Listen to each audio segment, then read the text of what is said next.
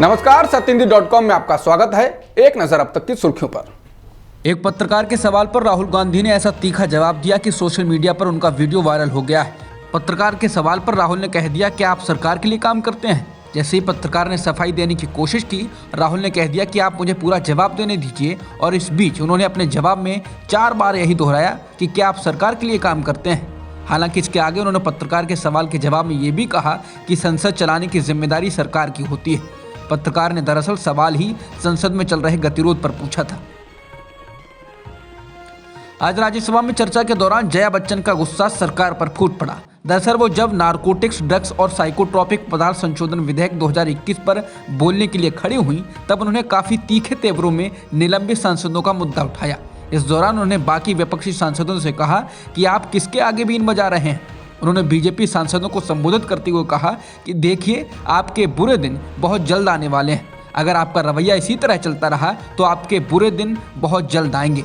इस दौरान जब हंगामा होने लगा तो उन्होंने कहा कि आप बात ही मत करने दो, सदन में भी ना बैठें, गला ही घोंट दीजिए हमारा आप लोग। जया बच्चन जब ये सब बोल रही थी, तभी किसी सांसद ने उन पर व्यक्तिगत टिप्पणी की।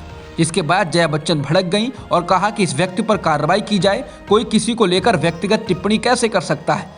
उन्होंने कहा कि किसी के भी दिल में अपने साथियों के लिए और बाहर बैठे सांसदों के लिए कोई सम्मान नहीं है। आपके बुरे दिन आएंगे, मैं शाप देती हूं। फिल्म अभिनेत्री और मेगा स्टार अमिताभ बच्चन की बहू ऐश्वर्या राय बच्चन की मुश्किलें बढ़ गई हैं। ईडी ने ऐश्वर्या राय बच्चन को पनामा पेपर लीक मामले में समन भेजा था। इसके बाद ऐश्वर्या दिल्ली आई और उनसे पूछताछ की गई है। ईडी ने पनामा पेपर लीक मामले में कुछ साल पहले एफआईआर दर्ज की थी और एजेंसी मनी लॉन्ड्रिंग की जांच कर रही थी। पनामा पेपर लीक मामले में अमिताभ बच्चन का नाम भी आया था और उन पर टैक्स की चोरी का आरोप लगा था।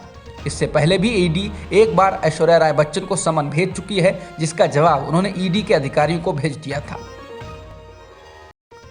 विपक्षी दलों के भारी हंगामे के बीच चुनाव कानून विधेयक 2021 सोमवार को लोकसभा में पास हो गया। विधेयक में वोटर आईडी कार्ड को आधार से जोड़ने का प्रावधान है। विपक्षी दलों, खासकर कांग्रेस ने इसका जोरदार विरोध किया। कांग्रेस ने मांग की कि इस विधेयक को स्टैंडिंग कमेटी को भेजा जाना चाहिए, क्योंकि इसमें कई कानूनी खामियां हैं। लोकसभा में कांग्रेस संसदीय दल के नेता अधीर रंजन चौधरी ने कहा कि विधेयक सुप्रीम कोर्ट के आदेश के खिलाफ है और हमारी निजता का उल्लंघन करता है। ये लोगों से उनके वोट देने के हक को छीन सकता है। कांग्रेस सांसद मनीष तिवारी ने कहा कि वोटिंग कानूनी हक है और आधार को वोटर आईडी कार्ड से जोड़ना गलत है। कांग्रेस सांसद शशि थरूर ने भी लोकसभा में इसे लेकर विरोध दर्ज कराया। चुनाव कानून संशोधन विधेयक 2021 लोकसभा में पास हो गया। इस दौरान कांग्रेस के सांसद शशि थरूर ने इस संशोधित विधेयक के बारे में कहा कि आधार कार्ड निवास का प्रमाण पत्र है, नागरिकता का नहीं। उन्होंने कहा कि आधार को सिर्फ निवास का सबूत होना था, ये नागरिकता का प्रमाण नहीं है।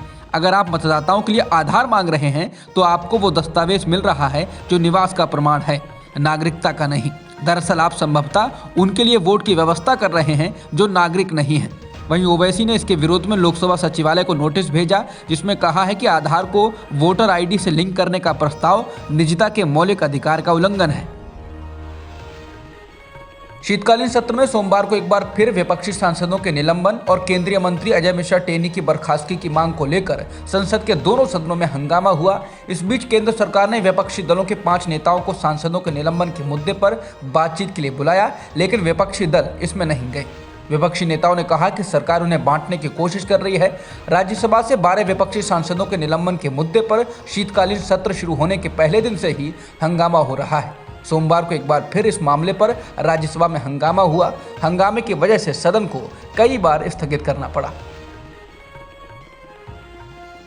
गोवा विधानसभा चुनाव से पहले कांग्रेस को एक और झटका लगा है। इस बार पार्टी की राज्य इकाई के कार्यकारी अध्यक्ष एलेक्सो रेजिनाल्डो लॉरेंको ने विधानसभा के सदस्य के रूप में इस्तीफा दे दिया है। कहा जा रहा है कि लॉरेंको टीएमसी में शामिल होने वाले हैं और इसके लिए वो मंगलवार को टीएमसी के महासचिव अभिषेक बैनर्जी से मुलाकात करेंगे। केरल पुलिस ने 2 दिन पहले अल्पुझा में social democratic party of India यानी एसडीपीआई के राज्य सचिव के.एस. शान की हत्या के मामले में राष्ट्रीय स्वयंसेवक संघ यानी आरएसएस के 2 कार्यकर्ताओं को गिरफ्तार किया है। इस मामले में अभी 8 अन्य आरोपियों को गिरफ्तार किया जाना है। पुलिस ने कहा कि साजिश के तहत हत्या की गई थी। के.एस. शान की शनिवार रात को हत्या कर दी गई थी। इस हत्या के कुछ घंटे बाद ही रविवार सुबह बीजेपी ओबीसी मोर्चा के राज्य सचिव रंजीत श्रीनिवास की हत्या की खबर आई थी।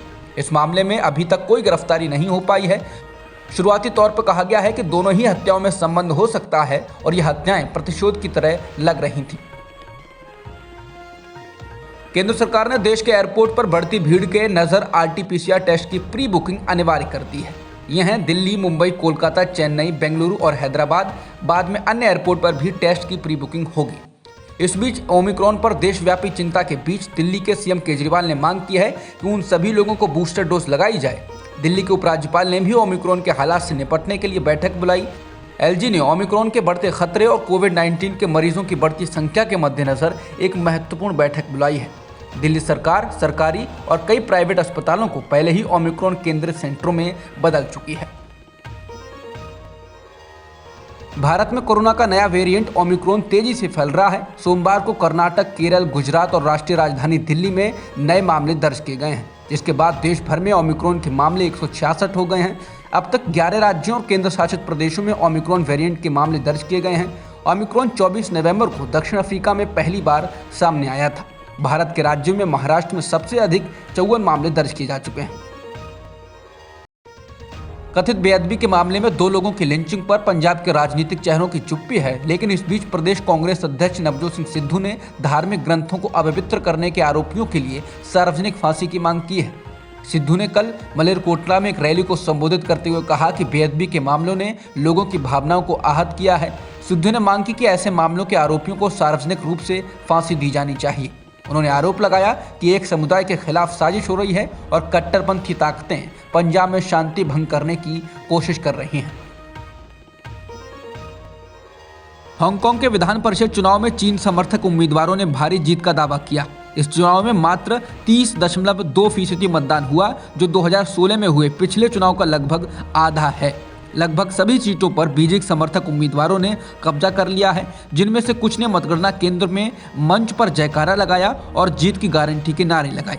बता दें, चीन के हांगकांग चुनाव प्रणाली में व्यापक बदलाव लागू करने के बाद ये पहला विधान परिषद का चुनाव है। इन बदलावों ने हांगकांग का राजनीतिक परिदृश्य बदल दिया है। चीन ने राष्ट्रभक्त प्रस्ताव पारित किया, जो चीन को प्रत्येक उम्मीदवार की जांच करने का हक देता है।